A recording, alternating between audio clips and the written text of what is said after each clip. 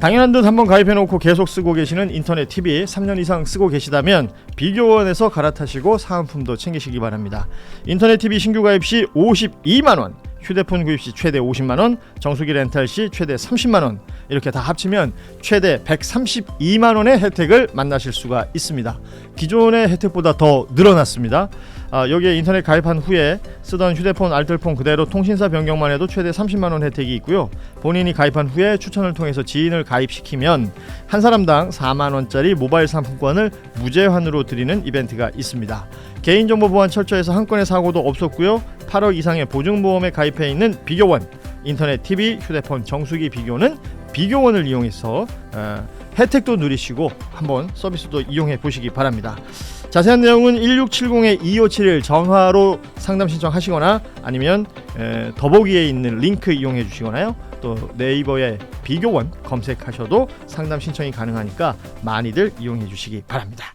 네, 여러분 반갑습니다. 한겨레 데일리 라이브 뉴스 다이브 시작합니다. 어서 오십시오. 고현준입니다. 자, 오늘 세 분과 함께 합니다. 오늘 한겨레의 뉴스 다이브에 첫 출연해 주시는 우리 정호김 전 의원 나오셨습니다. 어서 오십시오. 네, 안녕하십니까. 네, 반갑습니다. 반갑습니다. 자, 그리고 김정환 변호사 함께합니다. 어서 오십시오. 네, 안녕하세요. 예, 그리고 이동학 민주당 전 최고위원 함께합니다. 어서 오십시오. 네, 반갑습니다. 자, 이렇게 세 분과 함께 1시간 동안 주요 뉴스들 짚어보고요. 말씀드린 것처럼 방송 말미에는 미주 한인유권자연대 김동석 대표와 미국 상황도 한번 짚어보도록 하겠습니다. 자, 뉴스들 하나하나 짚어볼 텐데 우리 일단 정호김 의원께 제가 좀 여쭤보고 싶은 게 저희 뉴스 다이브를 보신 적이 혹시 있으세요? 아니요. 네, 그래서 지금 굉장히 이런 분위기구나. 지금 분위기 파악 중. 네. 예. 박수도 쳐가면서 잠시 보시기에는 어떤 분위기 같으세요? 아주 좋은 분위기 같아요. 근데 제가 네. 저기 SBS에 예. 아침 일찍 방송하시잖아요. 네네. 근데 그때랑 분위기가 달라가지고 예. 혹시 토인 이렇게 생각하다가 같은 분이시구나. 그렇지. 예. 그분이시죠. 거기서는 이제 굉장히 이렇게 메고, 엄숙진지. 엄숙진지. 네. 6시부터인가? 뭐 그게 예. 좀 엄청 일찍 하잖아요. 지금은 아주 상큼 발라. 그 반바지 좀 보여주시고 하세요. 네. 앉아서 하는 방송이라 여러분 뭐 안 봐야 더 좋은 것들이 있습니다. 뭐 그냥 짧게 홍보 하나 하자면 매일 아침 6시 5분부터 SBS 러브 FM 103.5MHz에서 함께 하고 있습니다. 고현준의 뉴스 브리핑. 그것도 많이 사랑해 주시고 오전에 뉴스 브리핑, 오후에 뉴스 다이브. 그러면 이제 하루가 마무리가 돼요. 그리고 뭐 저녁에는 메인 뉴스들 보시고 밤에도 하는 그 유튜브들 많습니다. 정리하시면 되겠고요. 그 유튜브를 보시는 분들은 하루 종일 보시는 것 같아요. 그래요? 어떻게 하는 거? 제가 나오는 방송도 제대로 못 보는데. 근데 그 하루 종일 유튜브 보는 거는 문제 있어요. 그렇죠. 왜냐면 귀도 문제가 생기고 눈도 댓글 문제가 남기시는 생겨요. 분들 닉네임이 익숙해요. 오전에 봤던 분들, 뭐 제가 그리고 이제 제가 진행하는 방송 말고도 이제 어디 출연할 때 있잖아요. 그럴 때도 이분들이 등장하시거든요. 이분들은 아마 이것만 보는 건 아닐 테고 그렇죠. 틀어놓고 뭐 다른 거를 하실 수 있는 분들이시지 않을까. 팬이 많다는 자랑을 지금 간접적으로 제 팬이 아니라 이분들은 유튜브를 그냥 옮겨 다니시는. 유튜브 세계로 여기서 보고 여기서 이 말 한번 좀 나누고. 관심 있는 이슈가 있으면 그걸 또 다른 사람들이 어떻게 뭐라고 평가하는지 말하나. 궁금할 때가 있죠.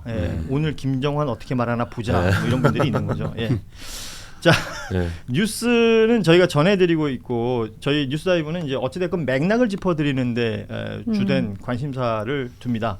그렇기 때문에 오늘은 또 함께 해주신 세 분이 어떤 맥락을 짚어주실지 함께 봐주시면 좋을 것 같은데 먼저 정성호 법무부 장관이 사의 표명을 했다. 이 뉴스 이후에 청와대에서는 받아들이는 것 같지 않은 분위기였는데 어제 사표가 수리됐다라는 보도가 나왔습니다.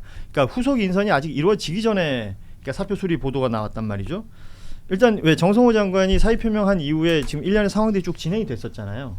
어제 청와대가 사표 수리한 부분은 어떻게들 평가하시는지 좀 한마디씩 들어보죠. 우리 정 의원님부터. 저는 수리될 거라고 봤어요. 왜냐하면은 일단 경선이 끝나지 않았습니까? 전당대회가? 네, 전당대회가 끝났고요.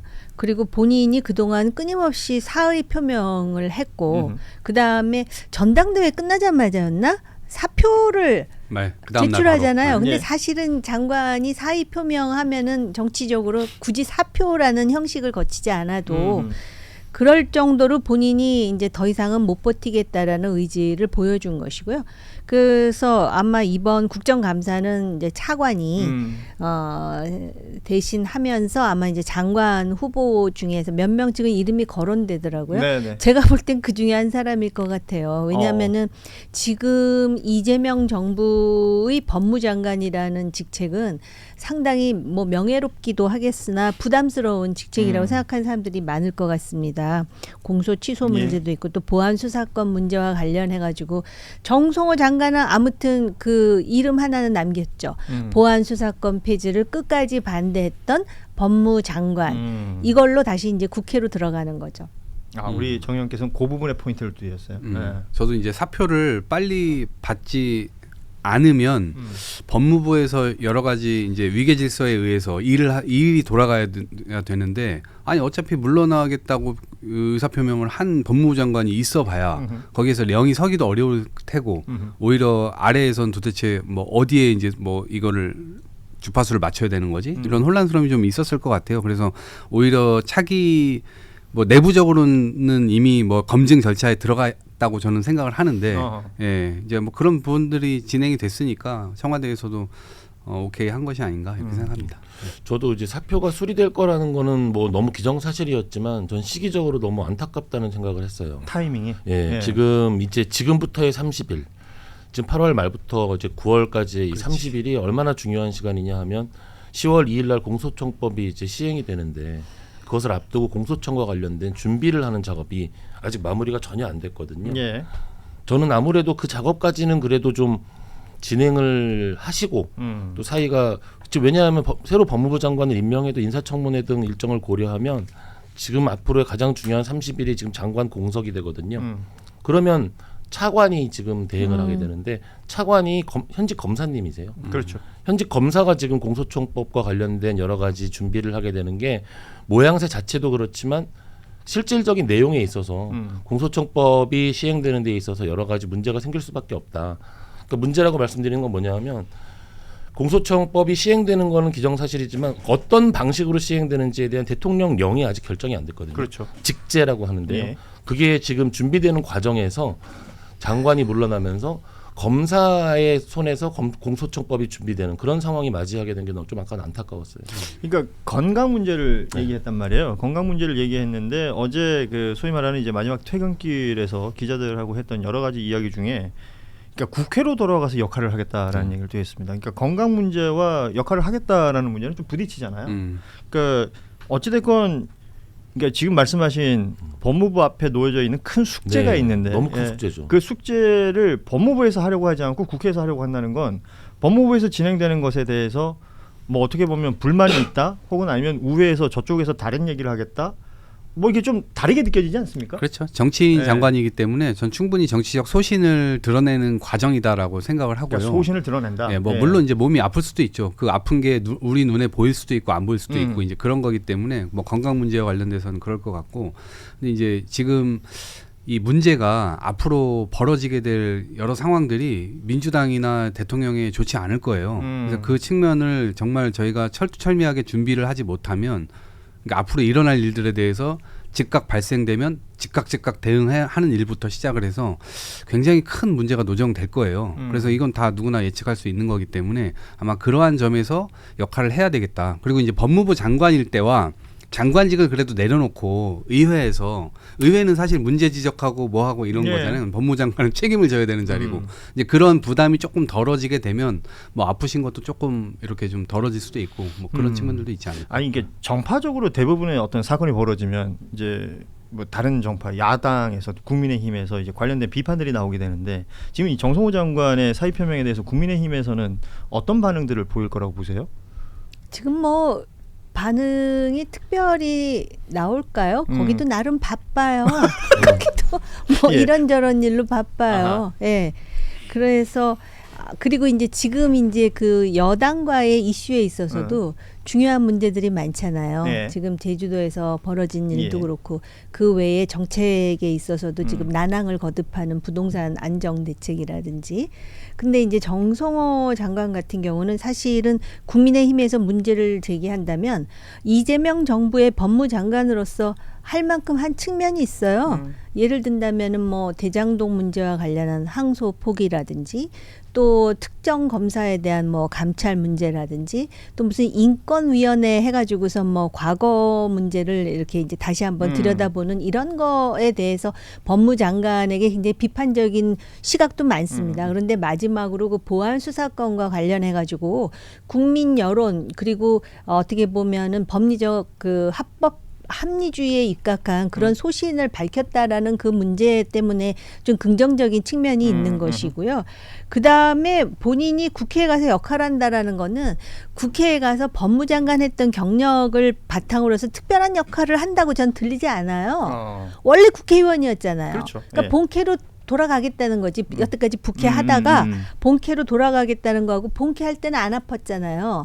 근데 법무장관 하다가 그냥 이가 흔들리고 그러니까 얼마나 스트레스를 받았다는 거예요, 본인이. 그렇기 때문에 또 어떻게 보면은 지금 대통령으로부터 또는 대통령이 어깨에 그 지고 있는 그러한 여러 가지 부담, 예를 든다면 뭐 사법 리스크도 있을 것이고 그런 말은 안 하지만 추정컨대 그 부담으로부터 이제 본인은 충분히 동지로서 법무장관으로서 할 만큼 했고 이제는 좀 벗어나고 싶다라는 어떤 심정의 표출이 아닌가 그렇게 보일 수도 있는 거죠. 그렇죠. 뭐 여러 판단들이 지금 현재 가능할 것 같습니다. 나중에 이제 사퇴하고 국회에서 어떤 모습을 보여주느냐 그러면 또 평가가 가능해질 것 같은데 아까 뭐 말씀하셨지만 이제 법무부 장관 후임 인선으로 하마평에 오르는 인물들이 대부분 이제 민주당 의원들 이름이 쭉 올라와요. 검사 출신인 박균택, 이견태 이런 의원들하고 그리고 박주민 의원도 이름이 나오고 있던데 아까 우리 정 의원께서는 이 셋 중에 한 명이 될 것 같다. 그냥 제가 뭘 알겠습니까? 민주당 사정에 대해서 제가 이렇게 뭐 알 수 있는 입장은 아니지만 그래. 이 셋 중에 하나가 될 것 같아요. 누구든 고사할 위치죠. 법무장관 무슨 힘 있어요? 지금 다 행안부로 넘어갔는데. 그렇죠. 중수청은 해안부가 이제 주거무 부처가 되는 것이고 이 공소청 관련해서는 이제 할 일이 지금 많이 남은 거죠. 아까 말씀하신 것처럼. 많이 남았죠. 지금 하나만 예를 들어드려도 지금 특사경과 관련돼 가지고 대한민국의 이제 수사를 지휘하는 검사에서 지금 법이 어떻게 되어 있냐면 지도 조언하는 협력 관계다라고 돼 있거든요. 용어를 바꿨어요. 근데 지도 조언하는 협력 관계의 구체적 내용을 대통령령이 정해야 돼요. 지금 특사경과 검사의 관계가 안 정해져 있어요. 지금. 네, 그거 정해야 되는데 지금 한 달 내로 정해야 돼요. 그러니까 지금, 일이 많은데. 일이 너무 많아요 지금. 네, 그거 정리해야 되는데 지금 그래서 제가 아는 특사경님한테 얘기를 들었더니 지금 시행령 관련해 가지고 검찰하고 줄다리기 중이라는 거예요. 거기 표현들 모든 수사를 뭐를 넣어야 되는지 빼야 되는지 막 이런 것과 관련해 가지고 지금 줄다리기 하고 있는데 그 줄다리기 가운데 지금 심판이 사라져 버렸어요. 예. 네, 심판이 사라진 상황에서 그러면은 이 추가 어디로 기울 것이냐라고 했을 때 조금 걱정이 된다는 거죠. 아니 뭐 지금 말씀하셨지만 이렇게 되면 법무부의 장관도 없는 것이고 지금 경찰청장도 사실은 없죠. 지금 직무대행이 진행을 하고 있는데 시간이 많이 없습니다만 끝으로 어제 2차 종합특검이 180일간의 수사기간을 마무리하고 최종 브리핑을 했습니다.